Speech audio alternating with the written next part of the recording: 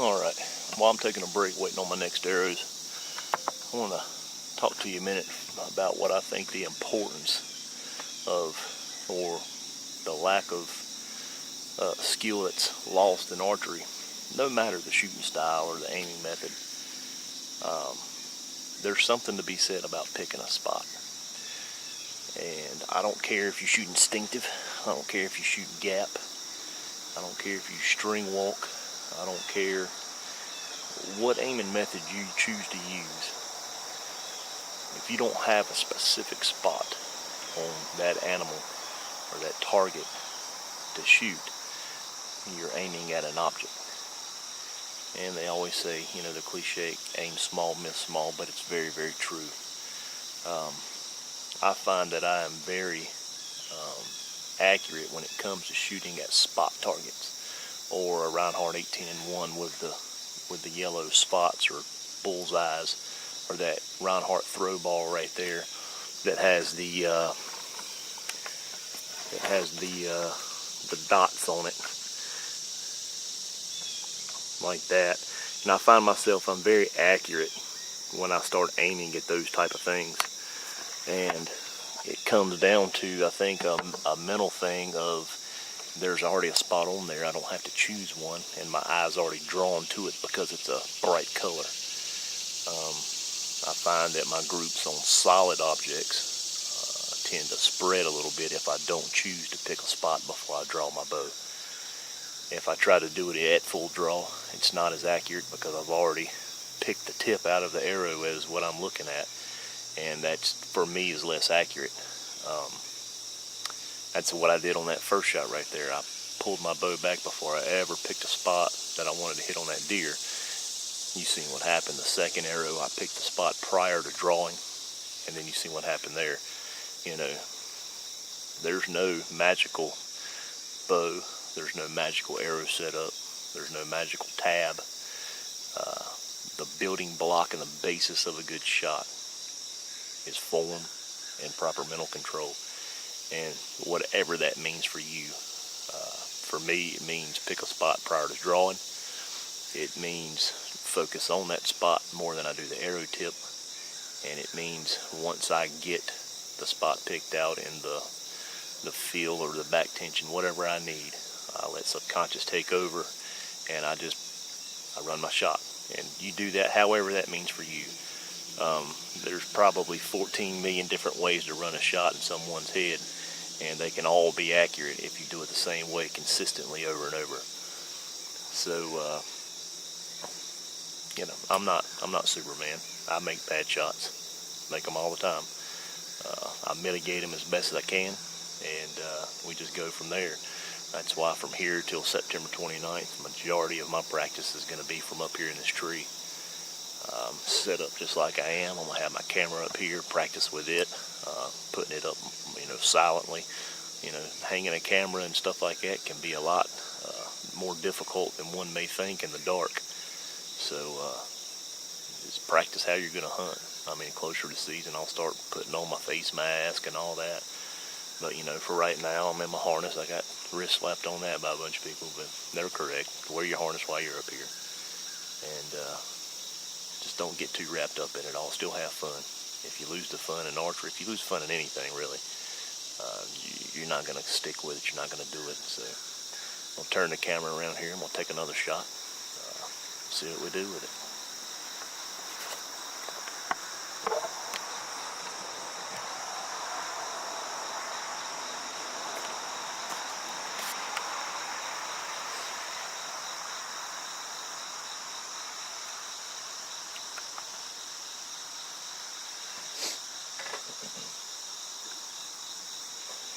I have decided to start shooting with my quiver on all the time. One, I can't tell that it does anything different. Like I've said it before, sometimes I'd put a quiver on a bow and it would almost detune my bow by the way it made it jump in my hand. And for some reason, these tight spots on these RK1s just don't do it for me. And it shoots exactly the same as it does whenever I'm just shooting without it. So, all right, let me turn my head around.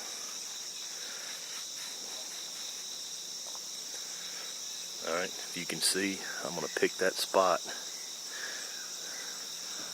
I don't know if you... There's a dark spot kind of middle of the insert. I'm picking that one little flaky spot right towards the front of the insert, right in the middle. That's where I'm aiming at.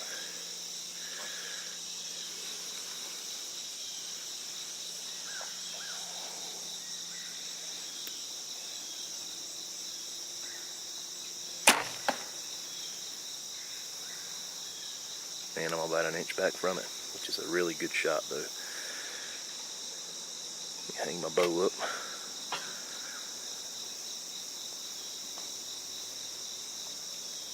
If I could make that shot every time, we'd be eating venison every day.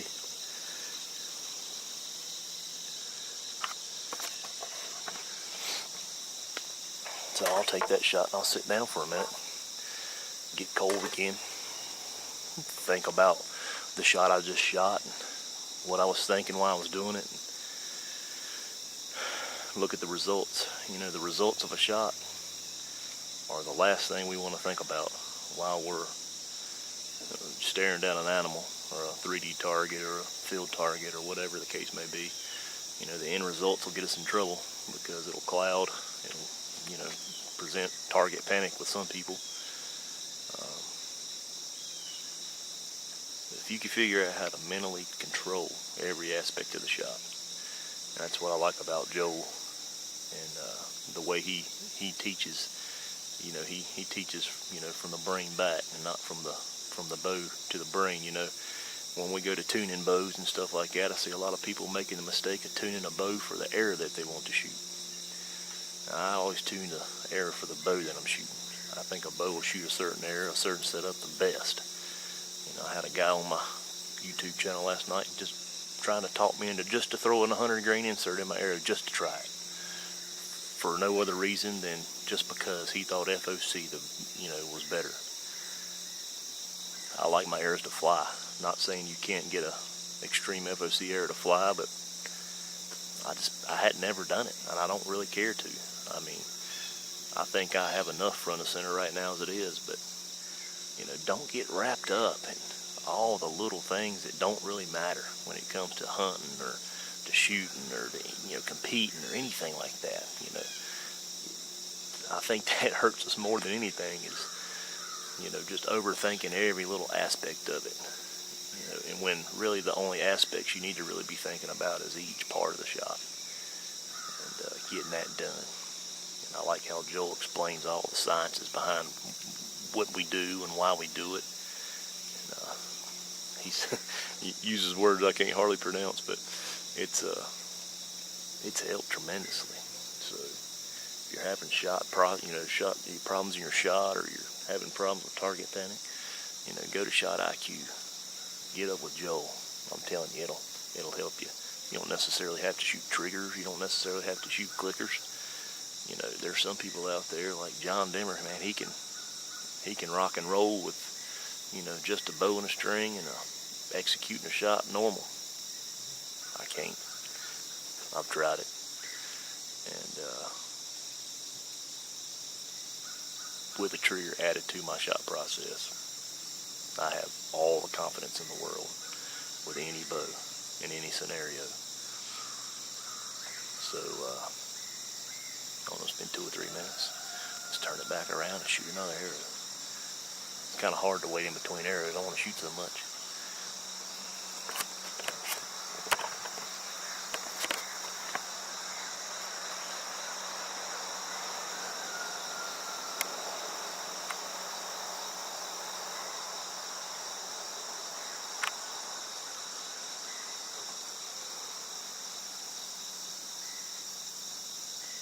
When you're executing these tree stand shots, try to emulate what it's going to be.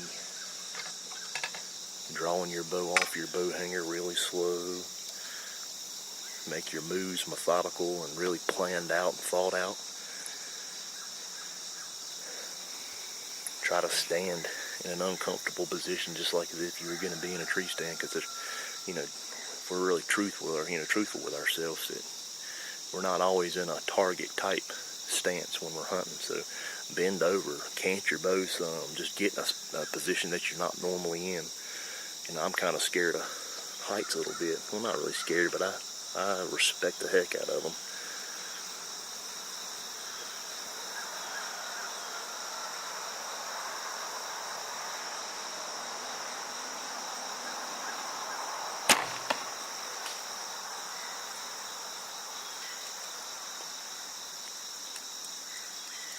Man, I tell you what, that was a nice one right there.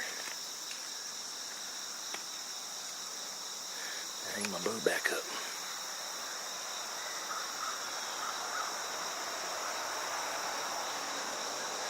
What I'd like to see is people to come on here and just share their knowledge with everybody else, what works for them. I know me and old Ben Power, we really got to scouting hard, and we probably did it in the wrong part of the year, but it's better to do it now than not do it at all. I think we got about 4 weeks left to hunt, and we've already got our spots picked out for opening morning. We've been using this app. Let's see if I can get it to pull up, or see if you can see it. It's called OnX,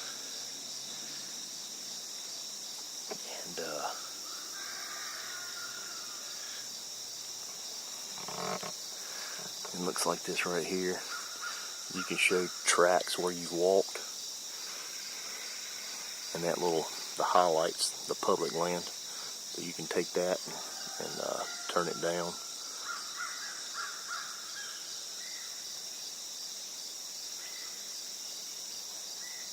And when you get in there and zooming in, it gets really close, and you can see travel corridors and stuff like that, and it tells you elevations, like right here.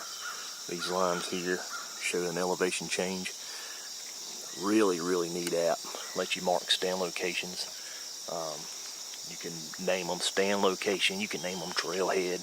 Let you rename it all. Make waypoints. It's kind of like a nicer GPS would do, but you got it, on your phone. And it's even got availability to go off grid. So if you don't have signal, you can still use it. However it works, I don't really know how all that works, but you're still able to use the app to find, waypoints and stand locations. I think it's what you already have saved into the app that you can go back and access when you don't have cell service. And out there where we're hunting at Tranquility, there's really not a lot. It's real spotty at best. But we've started scouting a little differently than we normally would. I mean, we're pretty green when it comes to, to the public land thing. My whole hunting career's been on private, in somebody's backyard, 100 and 200 yards from their back porch, and been a big corn pile poured out, which there's nothing wrong with hunting like that. If that's how you want to hunt, that's how you choose to hunt, then as another hunter, I support you. But we just kind of wanted to get away from that a little bit and really, challenge ourselves. And I'm telling you, public land is a challenge. Trying to find something that nobody else has been on, or not too many people want to, work that hard to get to. Every time we go out, we get at least 2 miles in the best we can. And this last place we found, it just looked like a gold mine. It really wasn't a big piece of public land, and we're hoping it's overlooked more than it's used. It's not really close to a parking area. You probably have to walk a good mile back or close to it just to get to the good stuff from the parking area. And I'm hoping them bigger hunters and the older hunters kind of steer clear of that. And it's probably going to be, my pack with camera gear and my stand, my climber, depending on how I choose to hunt that day. We've got a little ground assault set up too, where we're going to buy these not muddy, but Millennium chairs.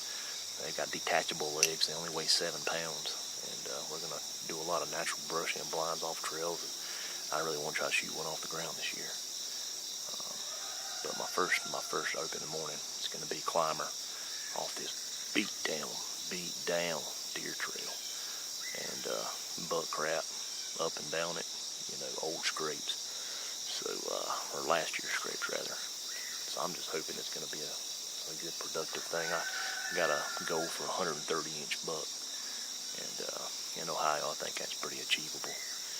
I mean, my biggest prize so far has been like 110-inch deer, maybe, you know, something like that. It's just out of somebody's backyard, really. And I started coming up to Ohio 4 years ago, and me and my cousin would come up here and we'd dump off on public land and we'd hunt. And the first year we come up, I whiffed a shot at 160-inch, buck. It's just been ingrained in my mind what's up here, so I get excited when opening day comes in Ohio.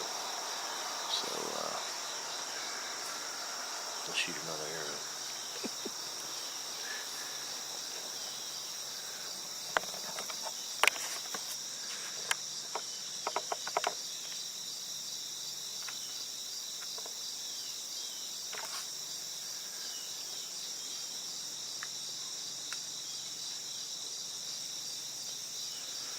Truth be told, I could shoot a deer from this deer stand right here. I have them come in my backyard almost every evening, milling around on the briars and the greenery right around the edge of my yard. Got a nice little 6-pointer. He's gonna be something in a couple of years.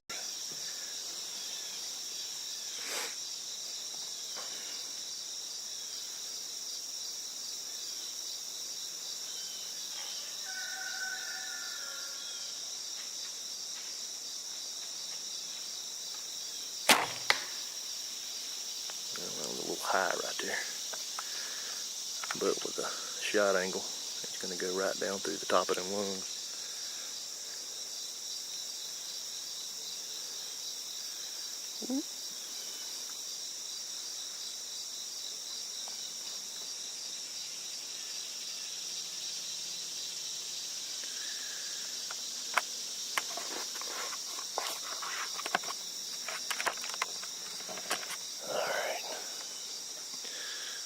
Pause the video. I'm going to take a couple more shots here, get down and get my arrows, and we'll be right back here in a little bit. We'll discuss some more strategy. See y'all in a minute.